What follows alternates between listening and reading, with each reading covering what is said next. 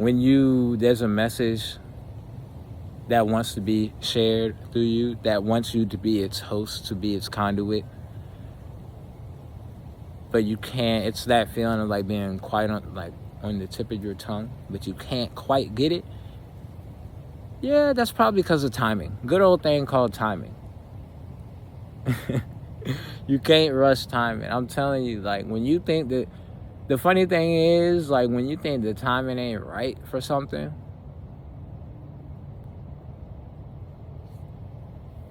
the time to be right when the time is ready to be right. And when you be like, yo, let me align with God's timing. Before you even get to God's timing, your timing be right. Your timing be right. But when you feel impatient and when you feel like the timing ain't right, that's because you're not in alignment with your own. Before you even get in line with divine and God's timing, are you even in sync with your timing? Because if you get into sync with your timing, because yes, us as individual fractals, like looking into a honeycomb, us as individual leaves that come from the tree that is God, we have our own specific consciousness and timing, and we have our own universe inside of God's universe. You know what I'm saying? Like, so like before you even talk about God timing and divine and aligned timing, are you on your timing? Are you even on your own timing, or are you on some other person pushed onto you timeline, or just not in alignment? It's simple. It don't even gotta have nothing to do with anybody else but you. You were just literally out of alignment. What do chiropractors do to your back when it's out of alignment and it's borderline scoliosis? The motherfuckers chiropractic you back into alignment. I seen people talk about, like, they went to a chiropractor, they grew in inches. Did you grow, or did you just return back to the original shape of who you are? You know, the same goes for when you start aligning with yourself in general. Did you grow?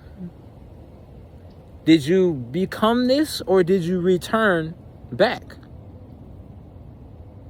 and take off everything you weren't? Like, when you feel like, what you feel like growing and becoming your highest self really is taking off everything that disguised and covered, and then allow your highest self mobility. You ever put clothes on or try to fit on in the store, wherever you try shoes on, and that motherfucker feel like it just don't fit you, like it feel like your body can't do what it gotta do? It's like that. You just taking layers off. The layers that you shed, yeah, they are yours because you allowed them. So on some level, you're responsible. That's what integrity is. That's one of the things integrity is. It might not have been yours, but the second you put it on, now you're partially responsible.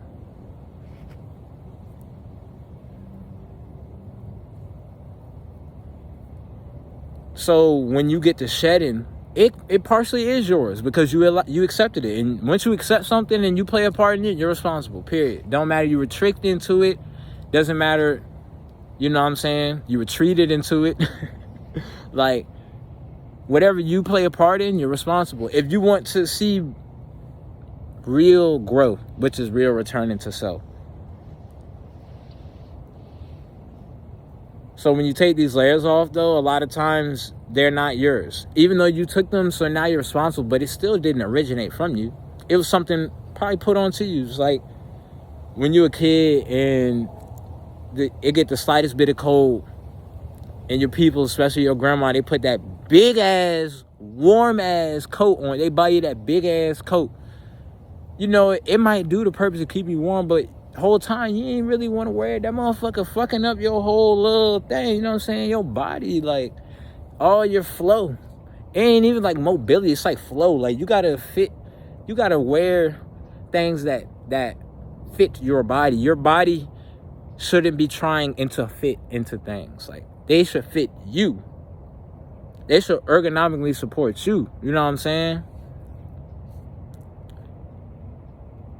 So yeah, your timing, when it comes to your timing, when it comes to timing in general, before you even get, there's levels to everything. There's levels to this. Before you even get to a point where you want to talk about aligning with divine time and God's time, you need to align with your own timing.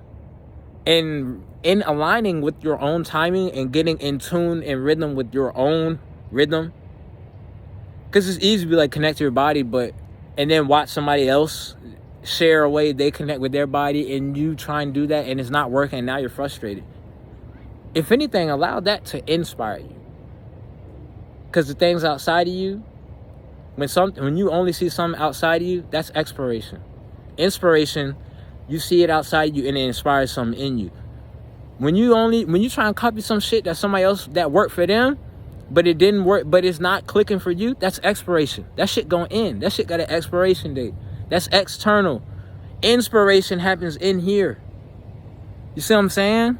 Inspiration. When somebody inspires you, something they did was clicking in here, and you was like, oh, bet. And it just really, they was just mirroring back what you were.